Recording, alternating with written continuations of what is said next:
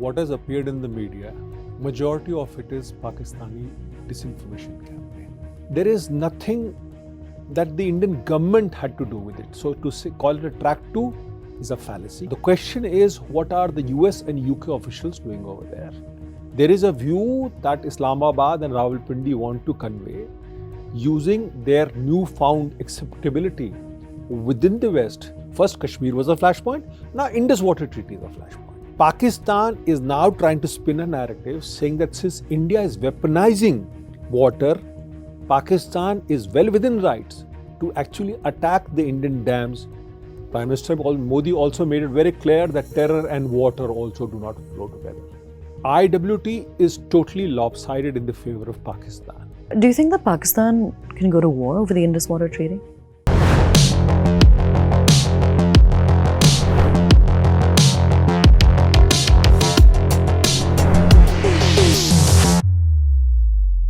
Hello and a very warm welcome to all. You're watching Hindustan Times and my name is Aayesha Varma.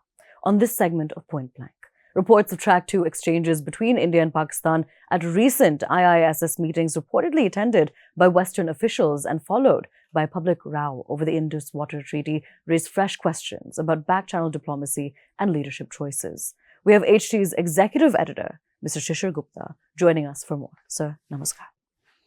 Sir, there have been news reports about India-Pakistan exchanging notes through track 2 dialogues in Colombo and Bangkok. Is it true that India and Pakistan are talking through non-official routes? See, what has appeared in the media is majority of it is Pakistani disinformation campaign. There have been 2 such meetings. One has taken place last week in Colombo. The other one has taken place in Bangkok. Now, in both the meetings, there was presence of no serving Indian official.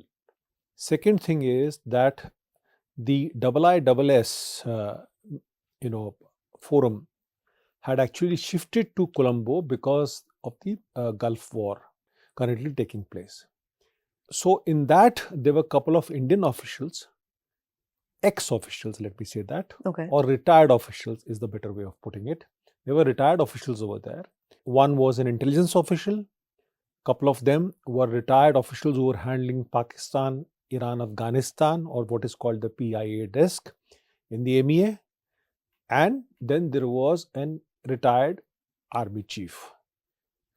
Now, from the Pakistani side, what was interesting is that there was a serving Pakistani diplomat handling South Asia.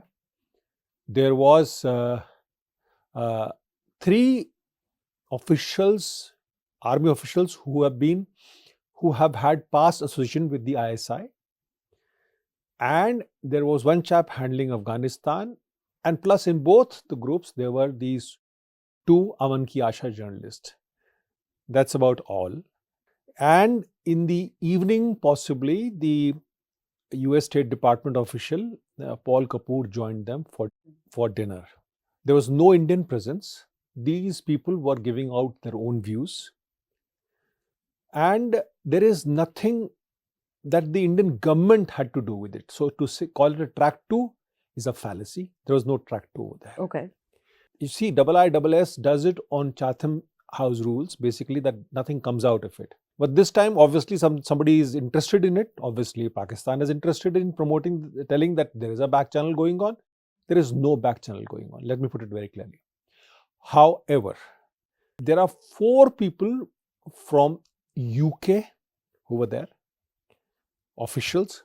There were 4 people from US who were there. Now, the question is, what are the US and UK officials doing over there in this dialogue, which has an agenda on the Iran-US war, but there are 3 parts which are based on India-Pakistan. 1, water. 2, de-escalation of tensions. 3, crisis management. Now, I just certainly can't understand what is IISS doing in all this and what is the US-UK official doing in all this. There is something in the background, but the fact remains is the government of India has nothing to do with it. Now, there was another meeting again last week in Bangkok where there were 4 people from India. These 2 so-called strategic thinkers or strategic writers, known to have a particular inclination towards the West. Then there were two officials who were again handling the Pakistan, India, Afghanistan desk in the past and have been ambassadors to Pakistan. Okay, I'm deliberately using the word ambassador. To call it a track to dialogue is wrong because there was no Indian presence. These people, they were just espousing their own views. They're free to do that and they are free to do anything. My understanding is that the Indian ambassador to Sri Lanka, Santosh Jha, was also invited for dinner where Paul Kapoor was there. Santosh Jha did not go.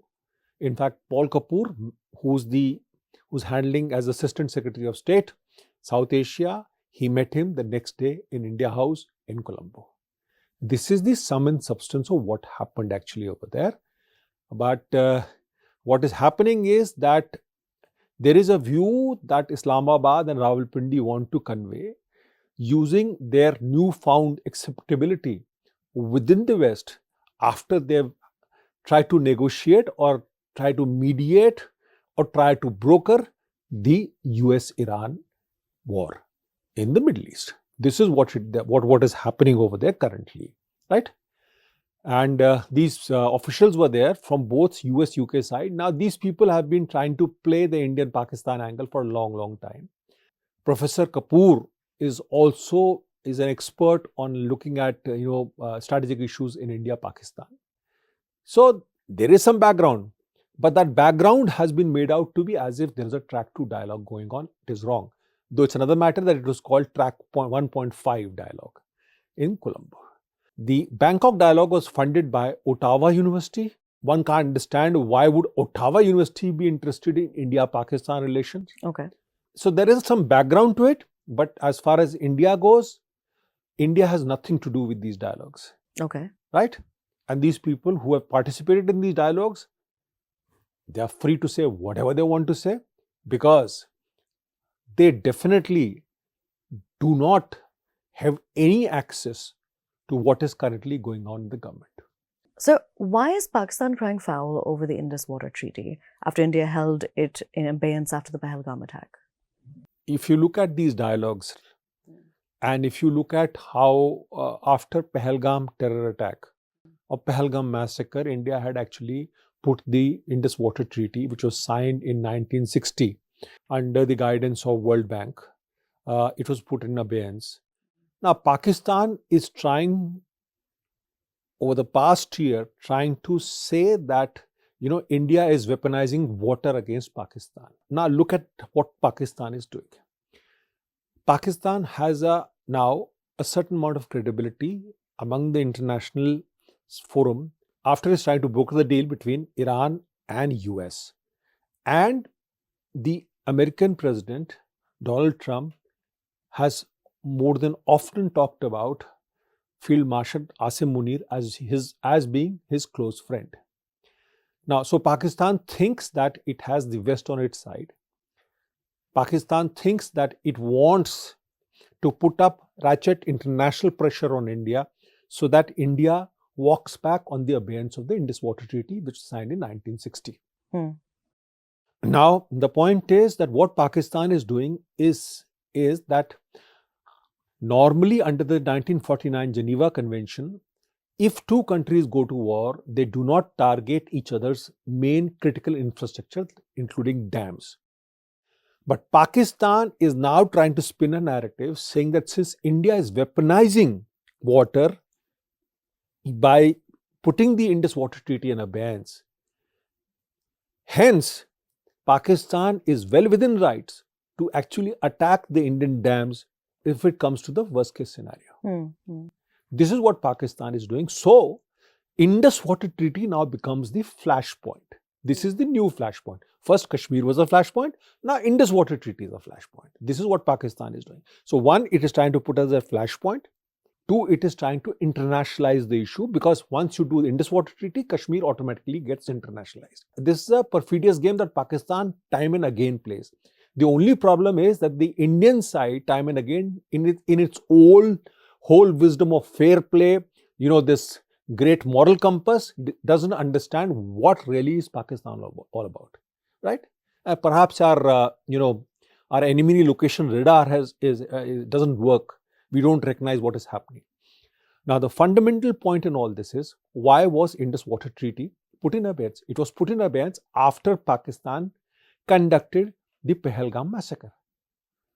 The main thing was, what India has said is that we are willing to resume ties, normalize ties, but first Pakistan has to walk out of this using terror as a weapon against India, or jihad as a weapon against India, which it has not done. It's telling the world that it's running out of water, it's telling the world that everything has happened, but it is not addressing the fundamental issue behind the entire thing. This is where it is. Now coming to Indus Water Treaty. See, the Indus Water Treaty was negotiated in 1960 when Pandit Jawaharlal Nehru was the External Affairs Minister also, with two people. One, his cousin R.K. Nehru was the Foreign Secretary, and then Subimal Dutt was the Foreign Secretary who negotiated the entire thing. The deal is totally topsy-turvy. It is basically giving 80% of water to Pakistan, while 20% of water of eastern rivers come to India, the rest goes to Pakistan. And to make the matters worse, India actually paid some 52 million pounds for Pakistan to make dams across the LOC and the international border. So first, you give them more water. Second, you give them money to put dams, which they hardly made. Now, today the problem is that India is saying, listen, I want to utilize the water, which is well within my own rights as an upper riparian state. So this is what it is all about. But Pakistan will try and use the international media, all his supporters within India, outside India, to say that, India is actually weaponized water against Pakistan. Fact is, Pakistan has to stop terrorism against India, and then only things stop. Now, if you look at the Indus Water Treaty seriously, what has happened is that over the years, we have tried to be more than, the Indian political leadership has been trying to be more than fair to Pakistan, despite getting hit every time it tries to be more than fair. Whether it was the Indus Water Treaty in 1960, it was followed by Pakistan giving the Shaksgam Valley to China in 1963, 65 war, 71 war, right? Then we ended up in 1978 again. We decided to sort of block the sluice gates of the Salal Dam in Kishtwar, in Riyasi district. But again, we got hit in Kargil, in Kashmir, and subsequently. So, when this government came to power, it made it very clear, listen, terror and talks can't go together. Prime Minister Modi also made it very clear that terror and water also do not flow together. So Pakistan can do all it wants to do. The position of the Indian government is not going to change. It can do as many track 1, track 2, track 3, track 4 dialogues and talk to as many retired Indian Foreign Service officials, Indian Army officials, Indian intelligence officials. The Indian position definitely is not changing. Do you think that the IWT would be a failure of Indian political leadership or the lack of strategic vision of the previous governments? See, IWT is totally lopsided in the favor of Pakistan. And if you look at the historical documentation and what has happened is, it's very clear that, India has always tried to be, some weird moral compass that we have. We've always been tried to be more than fair to Pakistan while getting hit every time. Basically, after 2014, India has decided that this will not go this way. And under the Prime Minister Narendra Modi's leadership, he has made it very clear, listen, you stop terrorism, we talk, we normalize. If you don't do that, nothing is happening. So all this business of track 2 dialogue or whatever is happening, the government of India has no role in this. Okay? These are basically people who are meeting together, who are talking to each other over perhaps some good food and some good wine.